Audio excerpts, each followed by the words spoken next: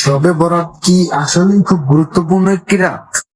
এই রাতে যে নামাজ, দোয়া আর কবর জিয়ারত করা হয় সেগুলো কি সহিহ হাদিস দ্বারা প্রমাণিত, নাকি এটি বিদআত? আজকের এই ভিডিওতে আমরা দলিল সহ সত্যটা জানবো ইনশাআল্লাহ, তাই ভিডিওটি শেষ পর্যন্ত অবশ্যই দেখবেন। প্রথমেই শুরু করি, শবে বরাত আসলে কি? শবে বরাত মানে মধ্য শাবানের রাত। আরবি ভাষায় একে বলা হলে লাইলাতুন নিসফি মিন শাবান। এই রাত নিয়ে মুসলমানদের মাঝে অনেক আগ্রহ, আবেগ, প্রশ্ন আর বিভ্রান্তি আছে। কেউ কেউ বলেন এই রাতে ভাগ্য লেখা হয়, কেউ বলেন এই রাতে সব গুনাহ মাফ হয়ে যায়, আবার কেউ বলেন এগুলো সব বেদাত। তাহলে আসল সত্যটা কি?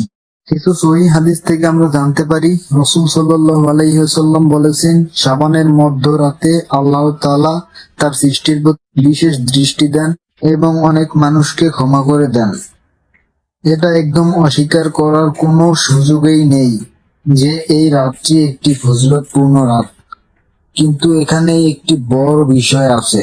আসলে সমস্যাটা এখানে ফজিলতে না, সমস্যা হলো এই রাতকে আমরা নিয়ে অনেক আমল নিজেরা যুক্ত করে ফেলি, যেগুলো সহিহ হাদিস দ্বারা কখনোই প্রমাণ না।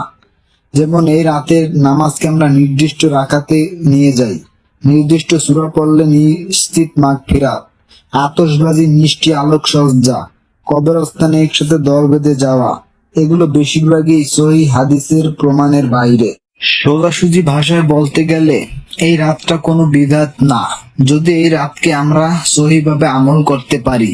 এই রাতে প্রচলিত সব আমল কিন্তু সহিহ না, যেটা আমাদের দেশের মানুষ অধিকাংশ লোকেরা করে থাকে। অর্থাৎ রাতের ফজিলত আছে, কিন্তু নির্দিষ্ট আমল নির্ধারণ করা ঠিক না। তাহলে এই রাতে আমাদের করণীয় কি? এই রাতে আমাদের করণীয় নফল নামাজ, কুরআন তিলাওয়াত, বেশি বেশি ইস্তেগফার, দোয়া এবং নিজের গুনাহ সম্পর্কে অনুশোচনা করা। কিন্তু কোনো নির্দিষ্ট সংখ্যা, নির্দিষ্ট নিয়ম এগুলো করা যাবে না। যেটা আপনি অন্য রাতে করেন এই রাতেও সেটাই করবেন, শুধুমাত্র মনোযোগ একটু বেশি দিবেন এবং একটু বেশি বেশি করার চেষ্টা করবেন। এখানে সব থেকে বেশি গুরুত্বপূর্ণ কথা হলো, শবে বরাত মানে এই না যে এক রাতে একেবারে সবকিছুই ঠিক হয়ে যাবে। যদি আপনি সারা বছর হারাম ছাড়তে না চান, নামাজে উদাসীন থাকেন, মানুষের হক নষ্ট করেন, তাহলে শুধু এক রাত জেগে কোনো বরকতই পাওয়া যাবে না। অনেকে বলেন, আমি তো শবে বরাতে অনেক দোয়া করি, কিন্তু জীবনে তবুও কোনো পরিবর্তন আসে না। কারণ বরকত আসে ধারাবাহিকতা থেকে, এক রাত নয়, বরং পুরো জীবনের ইবাদত থেকে।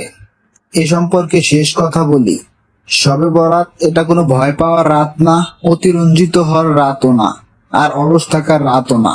বরং এই রাতটা হলো নিজের ভুলগুলো ভাবার রাত, মহান রবের দিকে ফিরে আসার রাত। আপনি কি মনে করেন, শবে বরাত নিয়ে আমরা কি আবেগী, নাকি একটু বেশি উদাসীন, নাকি আমরা একে বিদআত যুক্ত করে ফেলি?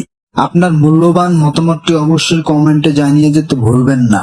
সবাই ভালো থাকবেন, সুস্থ থাকবেন, আর ততক্ষণের জন্য আলবিদায়।